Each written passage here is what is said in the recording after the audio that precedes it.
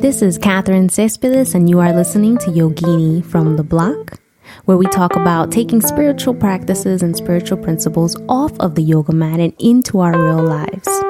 You can listen to this bi-weekly podcast on Apple Podcasts, Spotify, Google Play Music, and anywhere that you catch your podcasts. Hello, and welcome to episode 10, titled Doing Things I Love, subtitled Getting Back on the Mat. And I have my wonderful producer here, John. Hello. And we're just going to go right into it. I do want to mention that if you go to our show notes, you can get links and information on there about anything that I talked about on any of my podcasts. So that's just that little side note for you where we give you extra information. Okay, so... And actually, let's talk about how they get to the show notes. Okay. So I'm on Android, so I use Podcast Addict. Mm-hmm. So any of the links in the show notes are right on my phone. So I can just click on that link and it'll open up a new window and show me. But Apple, I'm not sure, does that. So do you have a link on your website to the podcast? Yes, I do. What's the website address? The website is www.yoginifromtheblock.com. yoginifromtheblock.com. Yes. So thank you, John, for mentioning that. You're welcome. All right. Take it away. All right. So a couple of weeks ago, I went to Kyle Cease because John gifted me a ticket so that I can go to LA. He was in the Dolby Theater. And I went, and it was absolutely amazing. There were 3,000 people there. And the Dolby Theater, for those of you who aren't from California, i.e. myself, I didn't realize how big this was going to be. The Dolby Theater is where they do the Grammys and other big celebrity, I don't know, get-togethers, parties, I guess. No. So it's like a huge theater, and it's set up with balconies. When I was looking at the people on the balconies, I was like, wow, you need opera things, those little things. You know what I mean? Like binoculars? Binoculars, yeah. I'm making those things.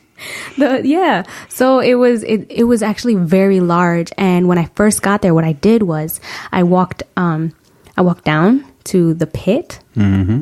and I looked up, and I was in awe. I was like, so many human beings in one space. Imagine the Grammys where there are all these prominent individuals making big moves in their lives and impacting us, and they all sit here. I thought that was amazing. And so then, what are you saying, that was just a warm-up for your future life? Yeah. And I'm okay with it not happening right now because I got a little nauseous. I was like, I don't know how Kyle's going to come out here. And I was like, there's that revelation that I'm just not ready for it right now. And that's okay. So, going into the weekend, because it was a Saturday and Sunday event, mm-hmm. We had to do a lot of interacting with other individuals. I ended up making friends with people, and... Oh, yeah. Not with elephants or anything? No, I'm really good at making friends with cats and dogs and birds. This is a real life story. But really what it is that when I have to do something for Seaside or do something for some place that I work, I am the most extroverted human being on the planet. But when it comes to I'm going to a workshop or I'm going to put myself out there in a very vulnerable space, I literally shut down. And this is the second time that this has happened, and I saw it happen this time, and I was okay with that. I was totally okay with that. I was like, it's okay. You do what makes you feel good, because my body knew something was going to happen, some big shift is going to happen, and I know that it's going to happen, but I'm not going to tell you, because then we're going to start shaking. Yeah. Getting nervous, sweating profusely. And so I just decided to be by myself. And then once I was ready to go out there and participate with other people, it was easy for me to do it because I allowed myself that discomfort. So long story short, one thing that I got out of this whole weekend was to do more things that I love. Kyle did this wonderful piece where he talked about how much time do you spend doing things that you love? Do you spend 10% of your life doing things that you love, 20%. And I realized that although I am evolving and although I love what I do and although I am free-spirited and happy and go-lucky and all these great attributes, I really don't spend a lot of time, or I didn't spend a lot of time doing things that I truly love to do. And here we have this entire podcast named Yogini from the Block, and I don't remember the last time I really did a full yoga session for myself. Right? And I love to do yoga. I love it. It's my thing. I know that if there's a yoga mat there, I can get on that mat and I can do some crazy stuff. I can and it doesn't even have to be crazy. I can just do a flow. I could just flow.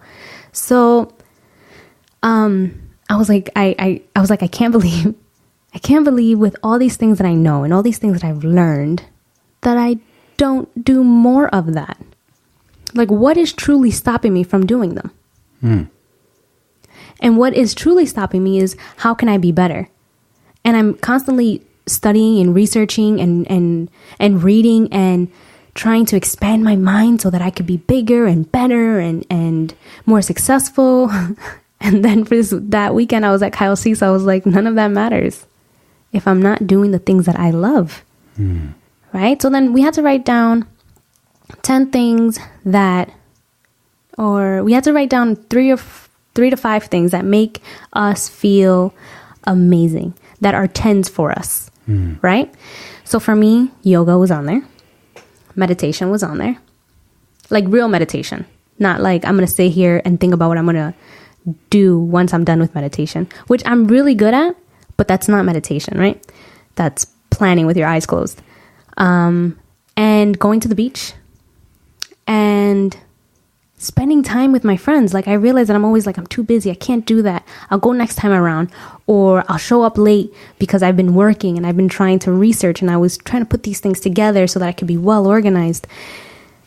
And also organization. Oh my goodness. When my room is organized and clean, I feel like the queen of the world.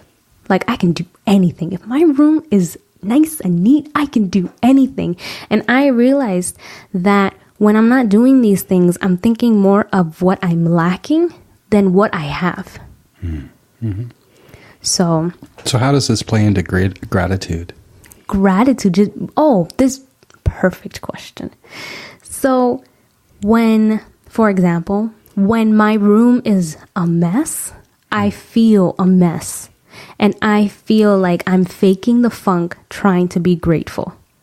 Like, I'm so grateful for this room. I just don't want to be here.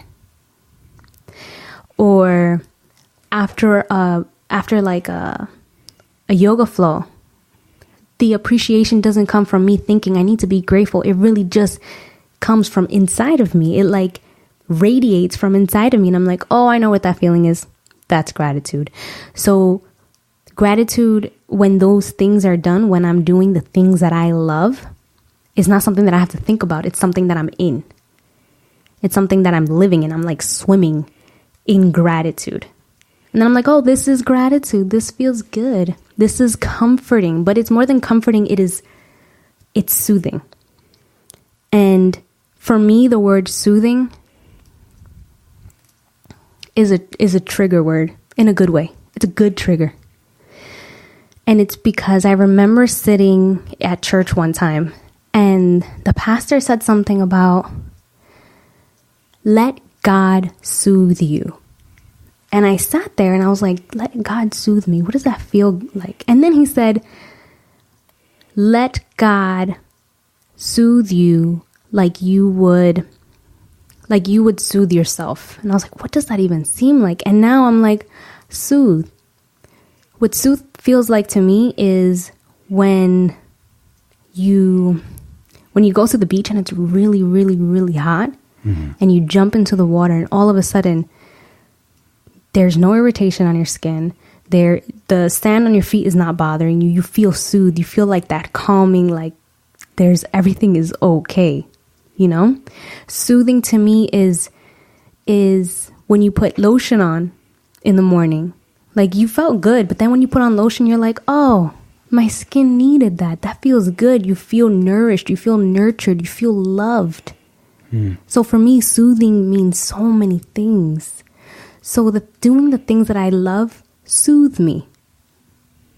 They take care of me. And so I've started doing more yoga because that was part of my 10 things. I'm starting to think that it was only 3 things, but I expanded it into 10 things. Of course you did. This is what I do. So I've started to do yoga, and I started to do inversions again. Yeah, I actually saw on your Instagram feed. Yeah. So just a side note, everybody should be following you on Instagram. Yes, at Yogini from the block. It's all, it's very easy to find me. You just find Yogini from the block, you will find me. So I started doing inversions again. And when I first started doing them, I was so scared. And I was like, I can't do them. I don't have enough core muscle. I need to work on this muscle right here. I'm pointing to my back. I need to work on like these muscles. I'm pointing to like my biceps, right? Like I need to work on these muscles. And I would think about all the things why I can't do an inversion as opposed to the reasons why I can do an inversion. So I started doing them again. And what's so funny is that I started like thinking about all the benefits of inversions. And one of them being that it kind of shifts your perception. I was going to say a little bit, but that's a lie, a whole lot. Because now the things that were, upside up are now upside down. And you really have to focus. You can't do an inversion of any kind. And by the way, an inversion is anytime your hips are above your heart, basically, right? So downward dog, or dolphin pose, or a handstand, or even putting your feet up against the wall. That's an inversion. So I thought about all the reasons why I couldn't do it, and I get back on the mat and I realize I can do these things. I've done them before, and the benefits of doing these inversions for me and my body. And one of the things is, other than perception, is also this word, proprioception. Mm-hmm. And proprioception is basically how your muscles, your tendons, and ligaments adjust in order to keep your balance. Mm. And so you learn about your where your body is in space. Mm-hmm. And I realized that at the very beginning of my entire yoga journey, that I would get on a train in New York City, and I would bump into people, or people would bump into me. And there was always like this high, like animosity, like anger, like we're all going to be late and it's your fault, and we're pointing to each other. And after doing yoga, it's almost like I knew what everything felt like, and I knew where everything was. So you had a baseline. I had a baseline, and also I can really feel where I was in space. So now when we bring this back into the inversions, what happens is that I get to understand what it feels like to stretch out my toes. Right? And I hope you're stretching your toes out if you're listening to this, because it's a new awareness to be like, oh, okay, toes, I see you, I get where you're at. And we do this when we're babies, but somewhere along the line, we start focusing on more routine things in our lives. Brushing our teeth, brushing our hair, taking a shower, going to work, sitting in a car. These are the things that our body is basically getting used to. And so what movement does, any kind of movement, yoga, dancing, hiking, jumping jacks, bicycling, right? Any movement, what it does is that it reminds you of different parts of your body. And so now I'm like, okay, I can do this. I can totally do this. Worst case scenario, I fall, right? So now I'm learning where my body is again, because it's been a while since I've really gotten on the mat to do like a long like session, like to actually flow and not to relieve a pain. Right? Which is kind of funny. This makes me think of how we pray, and we only pray when things are going really bad. But when things are going good, we're like, it's all good and gravy. I don't need to pray. And then you realize, once again, when you're like going through like these funky times, like, oh, I should pray. This is what I was doing with yoga, right? And I was like, I only need to do yoga when my back hurts. Today's not hurting and I'm good. And I'm a yoga teacher. So to any yoga teachers out there listening, I'm sorry, it happens, you know? So now I'm taking this back in, and I'm not doing it because it's good for me. I'm doing it because I love doing it. It really moves within me. And it brings in these metaphysical applications into my body, which is what this whole podcast is about. Only I'm trying to take these principles outside. But it keeps going in. It's a balance. It's a balancing act. Just like when we're doing anything in yoga, you really want to balance. Even if you're doing a tabletop position, you really want to balance, because if you lean too far to the left or lean too far to the right and you're not understanding your body and you don't know where you are in space, you'll hit the bookshelf, in my case. So what does it mean to you with the phrase, balance is more than not falling over? It means, I have to actually think about this one. Mm-hmm. It means that there are more parts of my body that are involved in the physical act of balancing, right? So when we stand, point blank general, when I stand up, I'm not only using my legs and my feet. I have to activate my core. I have to relax my shoulders, because the moment that I lean too far forward, that's it. Face plant. And all I was doing was trying to stand up. Right? So it's more than trying to get my feet to do the right thing. It's more about, okay, is everything in alignment? And that's powerful all on its own. Is my body in alignment to hold this posture? Am I focused on what my core is doing? Because the moment that I let go and just let my core do whatever I want, then I can stand for a while. But then what's going to happen is I'm going to create back pain on myself. And it's so funny how these things, like if you think about it, happen in all parts of our lives. That's what I was going to ask you. Yeah. Oh, I beat you to it this time. Yes, you did. It happens in all parts of our lives. When we are too focused on what our feet are doing, like, why am I not standing up straight? Mm-hmm. And we think about, perfect example for me, right? Why are my finances not where I want them to be? Is it really your finances, or are you taking a look on how you're using your money? Mm-hmm. The other day when I was cleaning out my room, I had a check on my dresser, and I had receipts from when I paid my rent. And I was smudging and cleansing, and I took the receipts from my rent, and I said, may this money that I gave them multiply. May it multiply for them. May it increase their wealth. May it help them in whatever it is that it needs. And then I had to do it for myself, because I had a check there. My check to my name. And it became a little bit more difficult for me to do that. I was like, why can't I do it for other people, but I can't do it for myself? Well, I hear this a lot, and I'm also in that camp. Yeah. So thanks for this podcast already today. Thank you. Thank you for having me. And so what I did was that I put the check down. I put it down. I finished cleaning, and then I went back. And I thought, may this check multiply for me. May I use this in all the best ways possible. May I do all the things and prosperity just reach and abound all things that I put my mind to. I have everything that I need and everything that I could want. Because when I came back, I didn't see it as I'm doing this for myself. I kind of thought, this might be weird, but I kind of thought I'm doing this for her.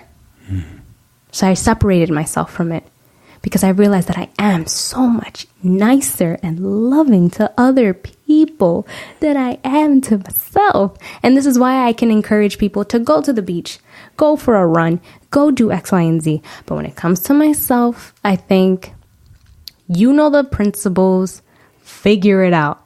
And that's just not nice. Like, I wouldn't say that to anybody. Why would I say that to myself? So doing things that I love made me realize, like, I can be happy. I I can be happy, and I can expand, and I can create. And the more that I do those things, the more ideas come to me. And the more that I do those things, the more I soothe myself with gratitude and love and appreciation and God, spirit, universe, whatever we want to call this infinite intelligence.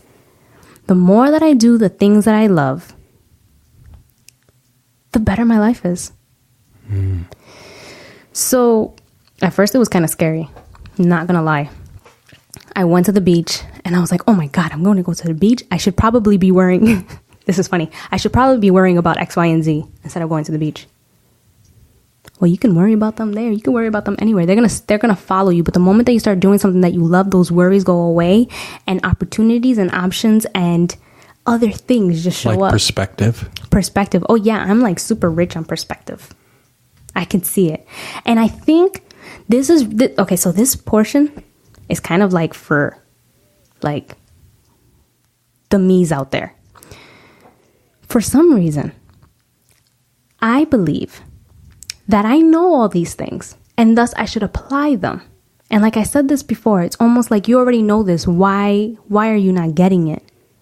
You already know this. Why are you not working it? You already know this.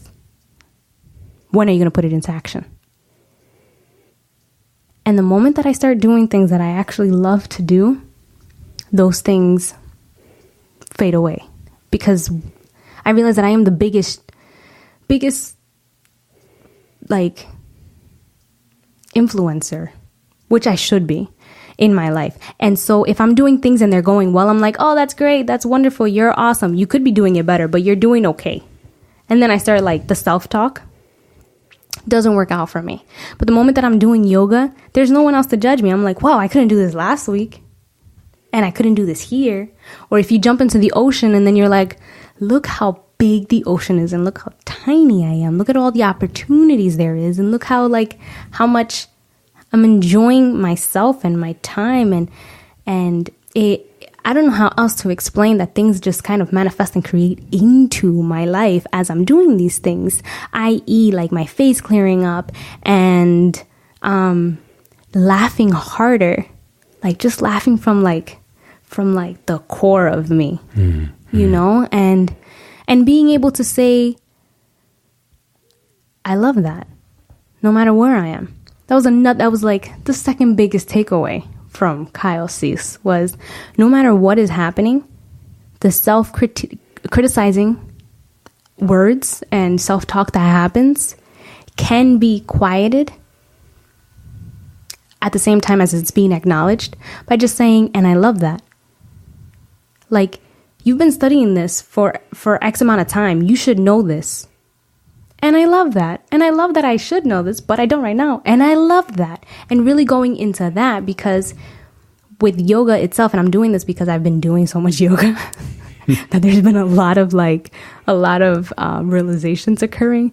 I remember I went to the gym and I couldn't move. Like, I was so sore. And I was like, I can't do yoga today. I said that I would, but maybe I don't want to. I don't feel like doing yoga right now. And I love that. And all of a sudden, I was like, all right, here we go.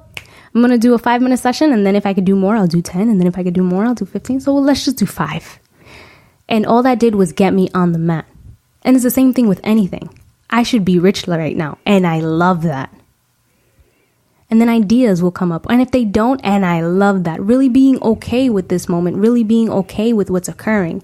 And for me, that's what inversions do. Because there's no way that I could be thinking about the opportunities that should be taken or what happened yesterday. Because I'm upside down. And if I start thinking about those things, I'll fall on my face. And it's really going to physically hurt. You know, so I have to be in the moment. I have to be there because I'm doing something that is requiring my attention, my breath, and every single cell and fiber within me to sustain me in this moment. So I need to hold it and I need to focus. And that's what doing things that I love has done for me, just from loving it. And now I'm like, okay, so let's increase the amount of things the percentage of what I do from 10 to, I'm just going to go big because it's go big or go home, to 55%. It doesn't have to be a full 90, but let's go for a full 55%. So what does that mean? That means I have to limit the amount of time that I'm on social media, whether it's for work or otherwise. That means that I have to limit the amount of conversations that I have in a day. Like, okay, I think we're done here.